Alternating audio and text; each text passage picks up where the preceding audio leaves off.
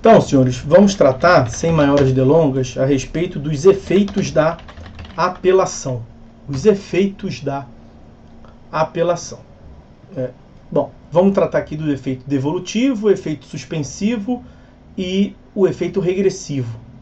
Vamos ver separadamente cada um deles. Nós já tratamos lá em um tópico próprio os efeitos do recurso, que vai nos socorrer aqui em larga medida. Eu vou só apenas recordar aqui aos senhores. Tá? Bom, interposta a apelação, ela será imediatamente distribuída a um relator, e esse relator vai exercer o juízo de admissibilidade, como nós vimos, e vai prover, portanto, a respeito da adequação do processo à hipótese de julgamento monocrático, né? Lá do artigo 932, incisos 3º, 4º e 5º, a depender de aplicação de uma tese vinculatória, seja uma a respeito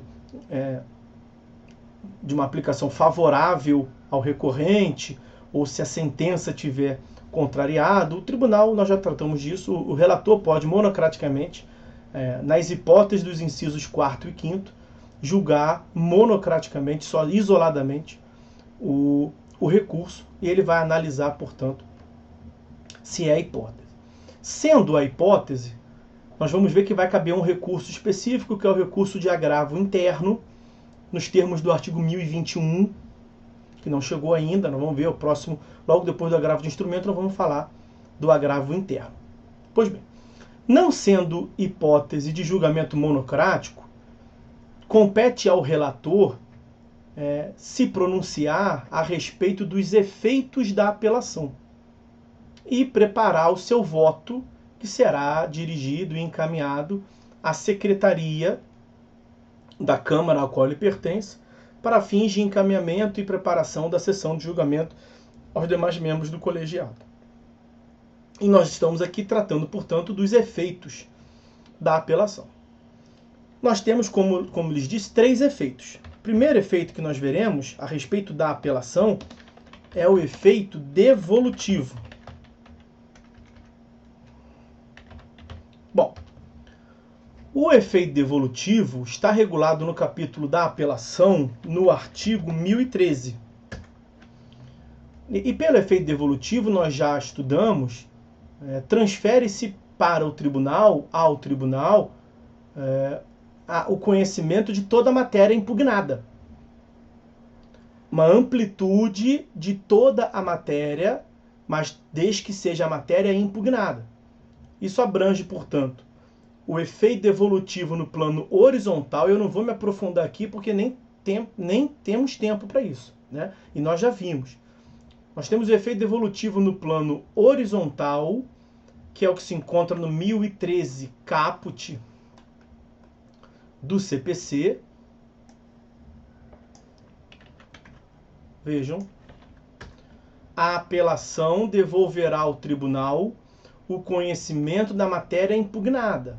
A contrário senso, a matéria não impugnada transitou em julgado e o tribunal não pode sobre ela tomar conhecimento. Mesmo que formalmente estejamos diante de uma decisão só, uma sentença só, ela tem vários capítulos distintos e compete ao recorrente, ao apelante definir de qual parte, parcelas, fragmentos da decisão ele quer recorrer, ou se de toda ela. E ele vai definir isso nos pedidos, como nós vimos ainda há pouco. Ele vai definir tantum devolutum quantum appellatum. Esse é o efeito devolutivo horizontal, do qual já falamos aqui largamente. E nós temos o efeito devolutivo vertical. O efeito devolutivo vertical estão nos parágrafos 1º e 2º desse artigo 1013. Então, 1013... parágrafos 1º e 2º.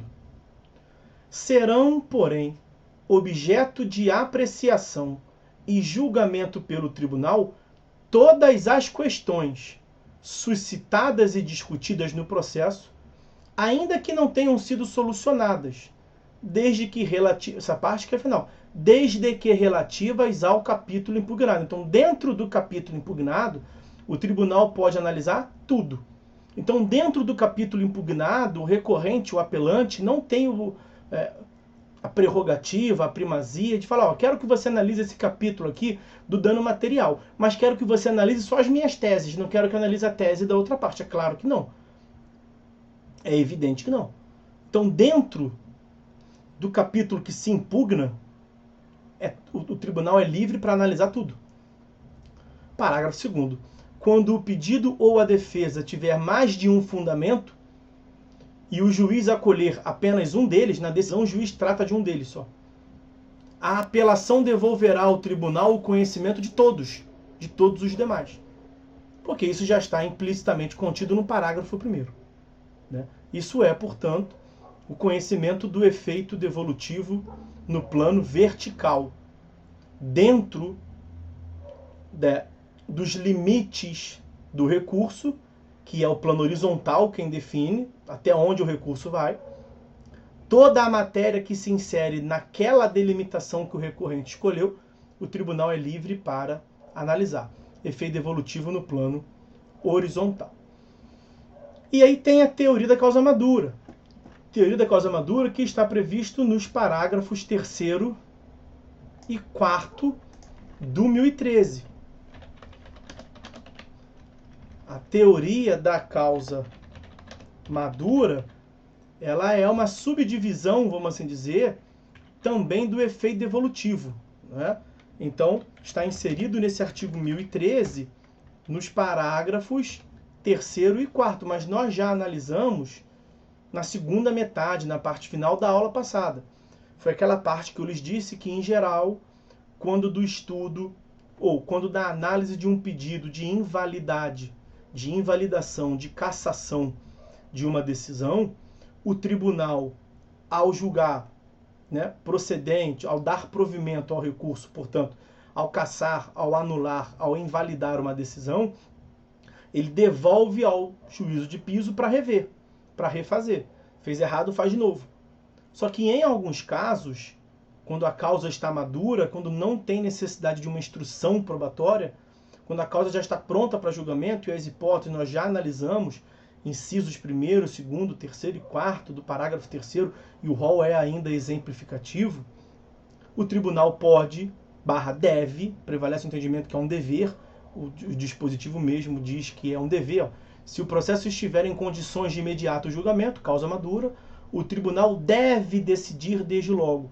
Então aqui nós temos uma exceção, ao invés de descer para o juízo de piso, o juízo acor refazer, para depois decidir de novo, para depois a parte recorrer de novo e subir, poupa esse tempo pela economia processual e o tribunal já se manifesta de novo. Nós vimos que em alguns casos tem algumas críticas de supressão de instância, mas já está visto a teoria da causa madura. O próximo efeito que nós temos que ver, tópico de número 2, portanto, é o efeito suspensivo. O que nós já falamos aqui nessa disciplina sobre o efeito suspensivo? Nós vimos lá na teoria geral dos recursos que pelo artigo 995 do CPC, os recursos não possuem efeito suspensivo, salvo quando a lei atribuir ou quando o julgador, o relator conceder. A apelação é um caso na qual a lei concede. Então a apelação é uma exceção. É uma exceção à regra. Por que a apelação é uma exceção? Porque a regra é não ter efeito suspensivo, automático. E a apelação tem efeito suspensivo. Da onde que eu estou tirando isso? A lei que tem que dizer, né? No 995 prevê que a apelação não tem, que os recursos não têm efeito suspensivo, salvo se a lei afirmar que tem. E olha o que o 1012 diz. Olha, mais objetivo que isso não tem como. A apelação terá efeito suspensivo. Então, nesse caso, o efeito suspensivo é ex legis. Efeito suspensivo automático por conta da lei. Significa que, pela interposição da apelação, menos tão somente pelo cabimento. Então, mesmo no curso do prazo, enquanto cabível a apelação, a sentença não produz efeitos. Então, quando a sentença nasce, quando a sentença é publicada, ela não produz efeitos. Por quê? Porque nos 15 dias imediatos é cabível a apelação e a apelação tem efeito suspensivo. Se a apelação for interposta, ela tem efeito suspensivo. Não produz efeitos a sentença. A sentença somente produzirá efeitos depois do trânsito em julgado. Ou seja, quando não for interposta a apelação ou depois da apelação interposta, se ela for confirmada pelo tribunal, depois da decisão do tribunal. Por quê? Porque o 1012 caput prevê que a apelação tem efeito suspensivo. Como eu disse, quando se diz que o recurso tem efeito suspensivo, como nesse caso a apelação tem efeito suspensivo, não é que se suspende a apelação. Não. O recurso não impugna uma decisão. O efeito suspensivo do recurso é que, na verdade, se suspende os efeitos da decisão impugnada. Nesse caso aqui, uma sentença impugnada. Ok? Perfeitamente. Acontece, senhores, que o parágrafo 1º desse 1012, para dar um temperozinho, ele tem a exceção da exceção. A regra é não ter efeito suspensivo. A apelação é exceção, tem efeito suspensivo. Qual é a exceção da exceção? É voltar para a regra, não ter efeito suspensivo. 1012, parágrafo 1º. Além de outras hipóteses previstas em outra lei, eventualmente, começa a produzir efeitos imediatamente após a sua publicação, efeitos imediatos, ou seja, não é suspenso. A sentença que, ou seja, as sentenças mencionadas no parágrafo 1º do artigo 1012 são impugnadas por apelação, o recurso cabível continua sendo a apelação, só que a apelação, nesses casos, não tem efeito suspensivo. Exceção da exceção. A própria lei que excepcionou a regra, ela deu com uma mão e tirou com a outra. Não em todos os casos. Ela falou, olha, esse recurso aqui tem efeito suspensivo na imensa maioria dos casos. Mas nesses casos aqui do parágrafo 1º, ele não vai ter. Porque são casos que eu, legislador, estou entendendo que são mais relevantes. Os senhores vão ver que um dos exemplos é a sentença de alimentos. Aí, pela relevância do bem jurídico, resolveu-se que produz efeitos imediatamente. E os casos são esses aí, tá? 6 incisos. A sentença que homologa a divisão ou demarcação de terras. A sentença que condena ao pagamento de alimentos. A sentença que extingue sem resolução do mérito ou julga improcedente embargos à execução, embargos do executado. A sentença que julga procedente o pedido de instituição de arbitragem. Sentença que confirma, que concede ou que revoga tutela provisória anteriormente concedida. E a sentença que decreta a interdição. Nesses casos, não há de se cogitar, portanto, em um efeito suspensivo ex lege. Nós voltamos para a regra geral. Então, o 1012, parágrafo 1º, ele tem a exceção da exceção, que consiste em um retorno à regra geral. E o retorno à regra geral é igual ao artigo 995. Artigo 995. Quanto ao efeito suspensivo, estudamos lá na Teoria Geral dos Recursos, artigo 995. E o que o 995 nos diz? Vou trazer aqui de novo. Eu acabei de ler e vou trazer aqui de novo. Os recursos não impedem a eficácia da decisão, salvo disposição legal. Essa disposição legal não vai nos adiantar, né? Porque o 1012 caput excepcionou, o 1012 parágrafo 1º voltou para o 995. Então você tira esse salvo disposição legal nessa hipótese. Você voltou para o 995, mas continua, ó. Ou decisão judicial em sentido diverso. Quer dizer, nas hipóteses do 1012 parágrafo 1º, que são sentenças impugnáveis por apelação, desprovidas de efeito suspensivo? Será que não tem jeito? Ou será que o apelante, o recorrente, pode buscar a concessão de efeito suspensivo perante o relator? E é essa a resposta.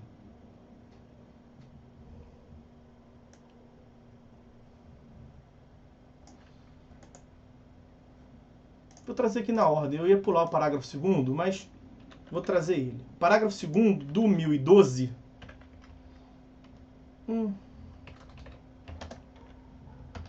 O parágrafo 2º do 1012 prevê que nos casos do parágrafo 1º, como a apelação não tem efeito suspensivo, a sentença está produzindo efeitos.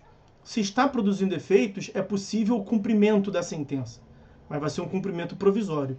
Isso é matéria de execução, tá? Seria uma execução provisória. Isso aqui os senhores verão em processo civil 4. Então, só para não pular o dispositivo e vocês ficarem perdidos. Então não vou me aprofundar neles não.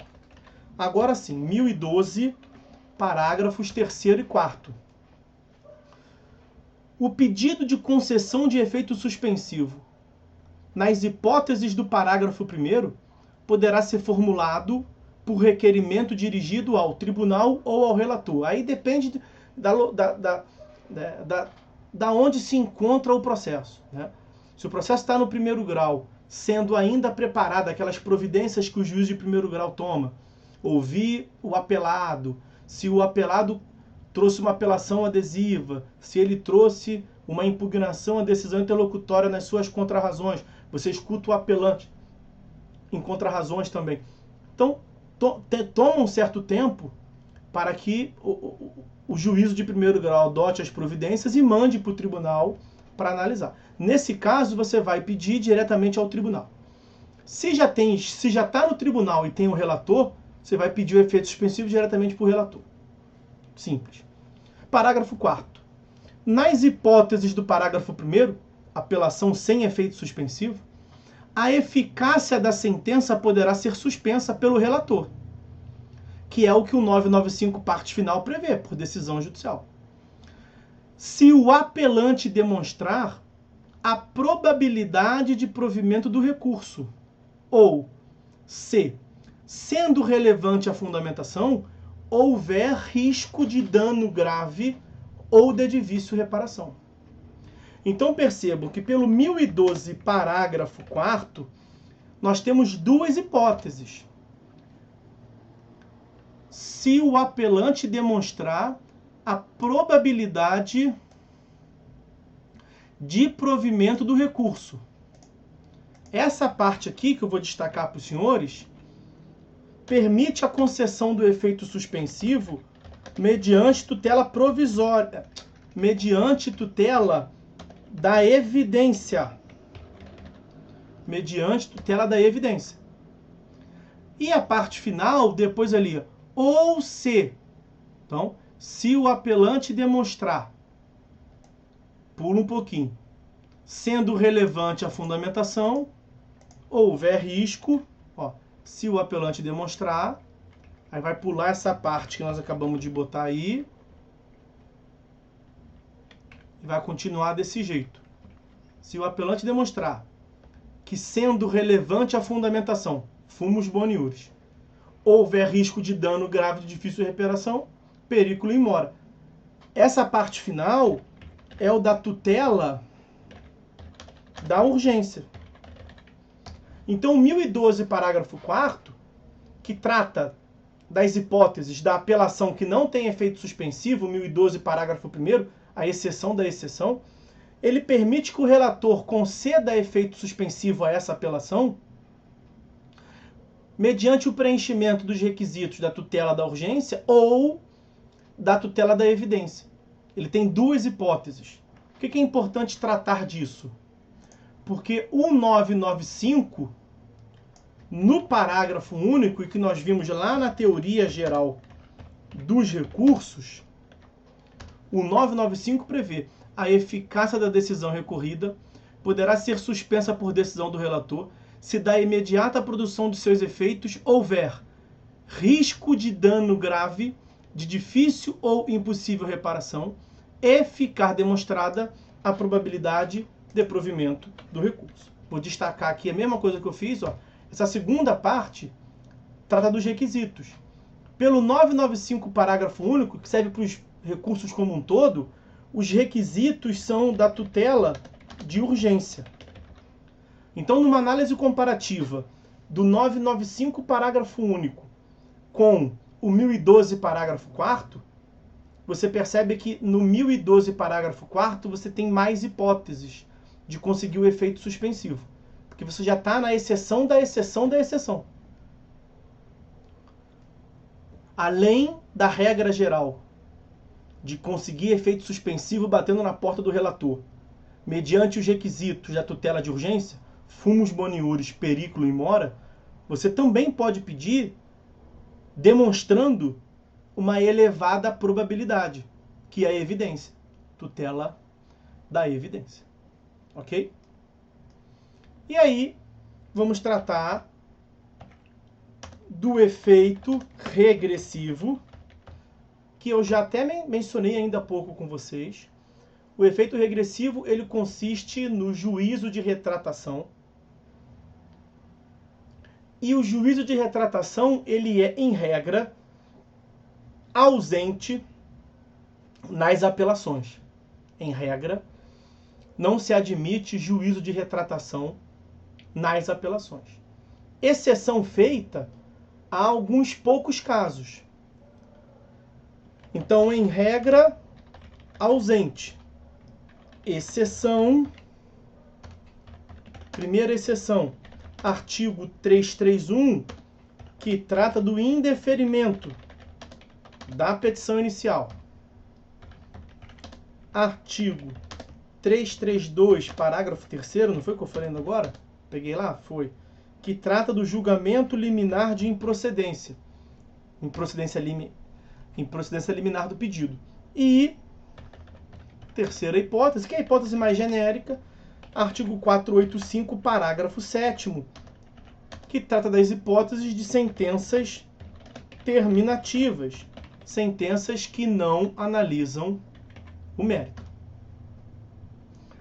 O que acontece aqui é o seguinte, é uma questão que a doutrina está por resolver, né? Nós temos que resolver essa questão. A aplicação do juízo de retratação, desse efeito regressivo, pressupõe, logicamente, era um consenso na doutrina, pressupõe a admissibilidade do recurso. Porque você não vai permitir o juízo de retratação em um recurso inadmissível. Será que o juiz pode exercer juízo de retratação numa apelação interposta no dia de número 50? No 50º dia? A apelação é cabível no prazo de 15 dias. Essa apelação seria intempestiva. Mas qual é o problema que nós temos aqui? Nós vimos lá na questão de interposição. Nós temos um procedimento bifásico e o juiz não pode exercer um juízo de admissibilidade do recurso. Então, a lei diz que o juiz vai exercer juízo de retratação nessas hipóteses, mas a lei também diz, nós vimos no 1010, parágrafo 3º, que cumpridas providências que incumbe a ele, nós já vimos quais sejam no 1010, parágrafo 3º, ele vai remeter para o tribunal independentemente de juízo de admissibilidade. Uma interpretação possível é que, nesse caso, ele não é o caso de remeter para o tribunal, né? Então, o exercício do juízo de retratação seria uma exceção à regra, né? Então, uma interpretação conciliadora seria afirmar que, nesses casos do 331, 332, parágrafo 3º, ali está 458, acabei de ver, é 485, parágrafo 7º, tá? Eu falei um e coloquei outro, é a pressa.